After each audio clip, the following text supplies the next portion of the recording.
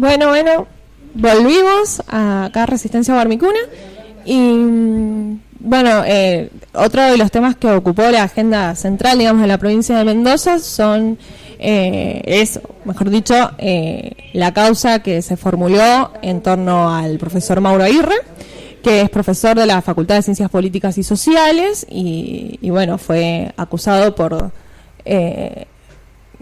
una determinada cantidad de estudiantes, si mal no recuerdo eran siete por distintos casos de abuso. Y bueno, todo esto deriva de una asamblea que se hizo en diciembre pasado en la Facultad de Ciencias Políticas y Sociales, una asamblea de interclaustro de mujeres, donde se presentaron estos casos y otros más dentro de la universidad. Lo rimbombante de esta semana fue que nos enteramos de la prisión de este profesor. Así que, bueno, nosotros vamos a hablar con la abogada del caso. Vamos a hablar con la doctora Viviana Beigel, quien es representante legal de las víctimas denunciantes del profesor Mauro Aguirre. ¿Cómo estás? Buenas tardes. Hola. Buenas tardes, ¿cómo están? Hola, ¿cómo estás? Te damos la bienvenida a nuestro programa y bueno, queríamos hablar con vos un poquito para que nos cuentes las novedades de este caso que tenés ahí como el pan caliente.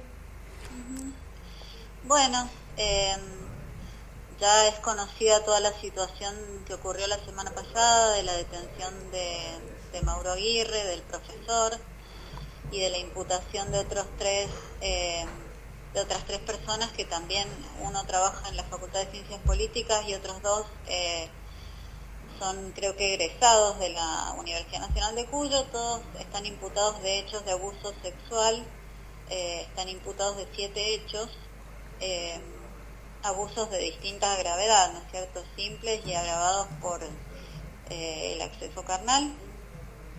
Y la situación actual, o lo más nuevo que podemos contar, es que mañana hay una audiencia en la cual se va a decidir la situación de detención o no del profesor Mauro Aguirre. La defensa del profesor ha pedido su libertad, así que bueno, mañana por la mañana tenemos una audiencia ante el juez de garantías, que será quien tiene a su cargo decidir esta situación. Ajá. ¿Y vos cómo lo ves? ¿Lo van a dejar en libertad? ¿Intuición? Y eso, yo creo que la acusación es muy grave, una acusación que tiene de una pena de hasta 20 años de prisión y además con mucha violencia en los hechos, con posibilidades de entorpecimiento probatorio por parte de los acusados, así que bueno, yo esperaría que se confirme la detención. Por supuesto que eso ya es una decisión que queda a cargo de la justicia. Bien, Viviana, ¿y cómo fue que terminaste siendo la representante legal? ¿Cómo llega el caso a vos? No, como me llega a cualquier otro caso, en realidad vinieron a mi estudio y fue así, o sea, no hay muchas vueltas que darle a eso. Ajá. Y tengo otra consulta, ¿hay como casos precedentes o se está como abriendo el camino en los ámbitos universitarios con este caso, o es más de relevancia, o ya hay algunos? Mira, en realidad lo que llama la atención quizás de este caso, más que otros que quizás son abusos aislados, es la organización con la que se producen los hechos y la agrupación con características muy sectarias, en las cuales varias personas participan. O sea, creo que no es común que una agrupación estudiantil termine generando este tipo de situaciones a través de las personas que la dirigen. Sí, y cuando hablas de que prácticamente es una organización sectaria, ¿cuál era el modo de captación de las chicas? Lo que ellas cuentan es que lo primero que se hacía era una reunión, o las invitaban a una especie de charla de pensamiento político, en donde ya previamente se habían realizado como acciones de investigación respecto de quiénes eran estas chicas, ¿no? Cuando ellas llegaban a la reunión, la gente ya sabía cómo se llamaban o quiénes eran, más o menos tenían alguna información, así que se había hecho como algún análisis de quiénes eran para poder invitarlas, las invitaban, después generaban o sea, como establecían normas de conducta que tenían que cumplir. Estas normas generaban mucho aislamiento por parte de sus afectos, de su familia, y era a tal punto que terminaban prácticamente aisladas de todo el resto de los afectos, y con el único grupo en el cual se sentían incorporadas era con esta agrupación, y esto las ponía en una situación de mucha vulnerabilidad, y más aún teniendo en cuenta que el profesor Mauro Aguirre, que es quien dirige toda esta agrupación estudiantil, era una persona que, según el relato de las víctimas, Sí. Se expresaba con mucha violencia de todo tipo, violencia verbal, violencia física, generando mucho temor en quienes estaban en esa agrupación. Claro, bueno, por lo menos a mí cuando me llegó el caso, yo soy estudiante de la Facultad de Ciencias Políticas, y lo que me parecía muy raro era que era la única agrupación estudiantil cuyo líder era un profesor. Claro, sí, por supuesto, eso es bastante extraño. Una persona mucho más grande que las chicas que ingresaban, las chicas tendrían entre 18 y 19 años, y el hombre tiene alrededor de 60 y algo, o sea, mucha diferencia de edad, con mucha manipulación también, que es lo que ellas relatan, o sea, una persona que tiene una personalidad que permite la manipulación, llevarlas a distintas situaciones, y hasta que, bueno, a través de distintas formas y acciones que generaron quienes están acusados de participación primaria, el profesor Mauro Aguirre terminaba cometiendo materialmente estos abusos. Bien, y estos tres imputados, que son Fontán, Codón y Fernández, ellos eran integrantes de la agrupación. Claro, sí, partes de la conducción, digamos, de esa agrupación. Y ellos pagaron fianza y están en libertad condicional. Según me informaron en la fiscalía hoy, se presentarían mañana para ya quedar, digamos, a derecho con la justicia, y calculo que mañana estarían pagando su fianza para poder quedar en libertad. Y en el caso de Mauro Aguirre, también, en el caso de que se le otorgue, sería bajo fianza. Y eso se va a decidir mañana. Eso la verdad que no te lo podría decir, porque depende de lo que la justicia determine al momento de resolver. Bueno, nosotras acá vamos a hacer fuerza para eso, para que eso no pase, para que quede en prisión, para que pueda seguir adelante con el caso exitosamente, y completamente, que tenga en caso de dar una sentencia, que sea ejemplificadora, porque la verdad que cuando estás en la facultad y estás en una situación de suma desigualdad con el profesor que te somete a este tipo de cuestiones, es una situación de extrema gravedad. Claro, totalmente. Esperemos que mañana la justicia esté a la altura de las circunstancias. Bien, ¿y mañana qué hora es? Mañana la audiencia es a las 8:40. 8:40. Bueno, Y después no van a convocar a una nueva conferencia de prensa en la Facu, o va a salir por los medios. ¿Cómo nos enteramos qué pasó? Que sí, que eso seguramente va a salir por los medios. Nosotros vamos a estar ahí desde esa hora hasta que termine la audiencia. bueno, muchísimas gracias, ha sido muy claro, y bueno, mucha fuerza, muchas gracias también por tu representación. Sí, muchas gracias, Viviana, la verdad. Porque nos representás a varias, a todas, así que bueno, mucha suerte, y estaremos atentas para ver esta resolución y que Mauro quede tras las rejas. Completamente, y sí, bueno, hay que movilizar y demás por las compañeras, ahí estaremos todas. Así que bueno. Gracias, y esperamos el apoyo de todas mañana. Listo. Muchas gracias, Viviana, que estés bien. Chau. Hasta luego, gracias.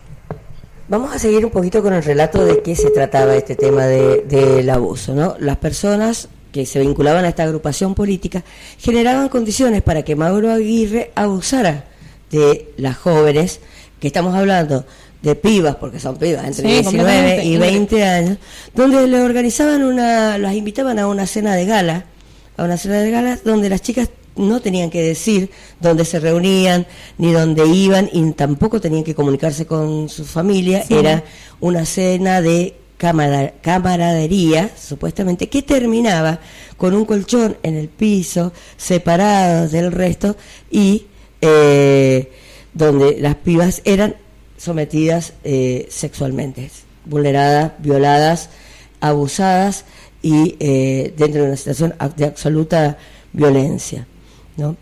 Era una estructura vertical, jerárquica, que conducía Mauro Aguirre. Exactamente, y eso es lo más grave. Estamos hablando de agrupaciones estudiantiles. El que o la que alguna vez pisó la Universidad Nacional de Cuyo sabe que en todas o en la mayor parte de las facultades hay fuerzas políticas. Por ahí las más conocidas por estar con el mismo nombre en toda la universidad es la Franja, y aún está en una serie de facultades. Y lo más loco era que vos veías todas las agrupaciones políticas, lo digo porque al ser de la Facultad de Ciencias Políticas tenés por lo menos 20 agrupaciones políticas. Las 20 agrupaciones políticas eran conducidas por estudiantes, no por profesores. Habían profesores que habían sido en su época de estudiantes militantes de alguna de las fuerzas. Cornejo en la Franja Morada, Tadeo en la Franja Morada, no se me ocurre ningún otro dentro del peronismo, ¿no? Pero eran profesores que en su momento de estudiantes habían sido militantes de las fuerzas, pero no se dio el caso de profesores que condujeran las fuerzas estudiantiles. ¿Y esta cómo se llama? Agrupación Universitaria Nacional, más conocida como AUN. ¿Y que es muy grande o está solo en la Facultad de Ciencias Políticas? Por lo menos de lo que yo tengo conocimiento, está en la Facultad de Ciencias Políticas, en la Facultad de Derecho, en la Facultad de Educación y en la Facultad de Filosofía y Letras y en la Universidad Tecnológica Nacional. Ah, bueno. Sí, esto suena, viste, como aquello de que pasaba cuando se empezaron a armar y conformar las sectas por allá por el 60 y pico, y eran sectas donde justamente eran conducidas por hombres, donde las mujeres ingresaban en esta, sobre todo jóvenes, en estas sectas, y hacían, digamos, su iniciación para ingresar teniendo algún tipo de relación sexual violenta o de opresión, y sobre todo de desvincularlas de la familia, que es más o menos este contacto que dejaban de perder, lo que hablábamos los otros días con la Chaza, el tema de lo que pasó con el próbolo, ¿no? En el próbolo también le negaban a los chicos y a los niños y a las niñas el lenguaje de señas para que no pudieran comunicar a su familia lo que pasaba en los abusos sexuales y de violencia dentro de la institución. Completamente, a ver, al estar solo o sola, sos completamente vulnerable. Más cuando se trata de una universidad donde muchos de los que asistimos tenemos que venir de otros lugares, por ende nos tenemos que instalar acá, por ende tenemos que vivir solo, y el vivir solo, lejos de casa, lejos de la familia, lejos de los amigos, te lleva a buscar algún tipo de contención en algún lugar. Y cuando la contención, entre muchas comillas, te la brindaba la agrupación, invisibilizabas esa violencia. Claro, porque además uno cuando entra a la universidad tiene que volver a reconstruir sus redes sociales. Completamente. Entonces buscas un espacio o un lugar, porque todavía no se deja de ser adolescente, donde vos tengas la banda para poderte vincular con ellas y vincular socialmente, y se establece otro capital simbólico distinto a la red y a la contención social que tenías cuando venías saliendo del secundario o de tu lugar de origen. Completamente, ¿no? Sí. Así que bueno, estos tipos se aprovecharon de eso, por suerte, y gracias a la lucha de las compañeras que integramos el colectivo de Ni Una Menos, que se ha puesto también al frente y conteniendo a las compañeras que han hecho la denuncia, porque hay que tener para poder denunciar todo esto, volver a ser victimizadas, y bueno, el colectivo de Ni Una Menos está respaldando a todas las compañeras y presionaremos para que ninguno de ellos salga en libertad. Completamente. A mí lo que me parece que es un dato a destacar, que bueno, yo ingresé a la Universidad Nacional de Cuyo en el año 2012, y la asamblea de diciembre del año pasado en la Facultad de Ciencias Políticas, que fue la asamblea de mujeres, fue la más masiva. Estamos hablando de la Facultad de Ciencias Políticas, donde las asambleas generalmente son masivas, ¿no? Pero nunca vi tanta gente, tantas mujeres en una asamblea. Para mí eso fue un abrazo al alma, decir, bueno, estamos todas juntas y si se tiene que podrir todo, que se pudra, y si tienen que caer todos, que caigan, y que caigan con nombre y apellido y que terminen donde tienen que terminar, que es en una cárcel, como corresponde. Lo que a mí sí me gustaría destacar es un par de características de el sujeto acusado, ¿no? Él estuvo vinculado al peronismo de derecha siempre. Y lo más particular es que en el año 1994 fue fue electo convencional constituyente por el Modín. El Modín a nivel nacional fue conducido por Aldo Rico, ajá, el cara pintada, para el que no sepa quién es. Así que bueno, me parece bueno destacarlos para ver qué tipo de personajes nefastos tenemos dentro de la educación nacional pública, ¿no? Exactamente. Y la reunión, la asamblea, esa gran asamblea que vos contás, Aldi, que fue en diciembre, fue cerca de... Fue el 18 de diciembre. Fue luego de la aparición de las actrices, ¿o no? Sí, pero a ver, todo esto surgió por una movida en redes sociales. Que había una página en Twitter y en Instagram que se llamaba Fuera Machos de la UN, así se llamaba, y ahí empezaron a circular una serie de relatos, algunos de carácter anónimo, otros firmados con nombre y apellido, de pibas que de algún modo u otro habían pasado, se habían acercado a la agrupación. Y en función de la gravedad de algunos relatos se convocó una asamblea de carácter urgente, es decir, a ver, juntémonos y a ver qué carajo hacemos con esto, porque es serio, es grave, y este tipo convive con nosotros en los pasillos de la facultad. Bueno, esperemos que se quede encerrado, que sea ejemplificador, porque en todas las organizaciones educativas está pasando, en la Escuela Técnicos Mendocinos también hay profesores denunciados, donde hay menores, todas y todes hemos estado en curso y ha venido algún profe a hacerte un masajito, o sea, ya está, nos estamos cansando, nos cansamos, decimos basta, decimos no queremos más esto, decimos se va a caer, nos juntamos, hacemos acciones, ahora que estamos juntas, ahora que si nos ven, los vamos a sacar a patadas. Completamente, y espero que así como cayó Mauro ahí, recaigan todos los profesores, los estudiantes y los graduados de la Facultad de Ciencias Políticas, que es el ámbito donde yo me manejo, y de todas las organizaciones políticas, sociales y demás instituciones de la sociedad, ¿no? Bueno, entonces mañana, 16 de mayo, a las 8:40 en tribunales provinciales es la audiencia ante la jueza de garantías que decide el pedido de libertad de Aguirre. Convocamos, este es un comunicado que aparece en el grupo de Ni Una Menos. Convocamos a todas las organizaciones de mujeres, feministas, sociales, sindicales, partidarias, estudiantiles, que deseen presentarse el rechazo del pedido y a continuar acompañando a las denunciantes en este largo camino hacia la verdad y la justicia.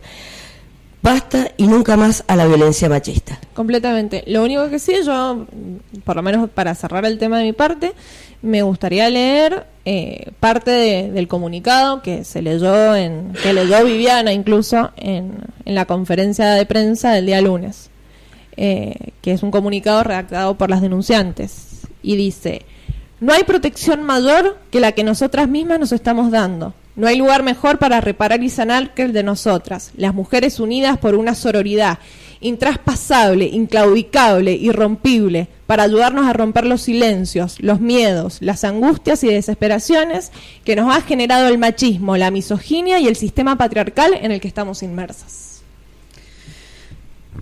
Así estamos. Les decimos se va a caer.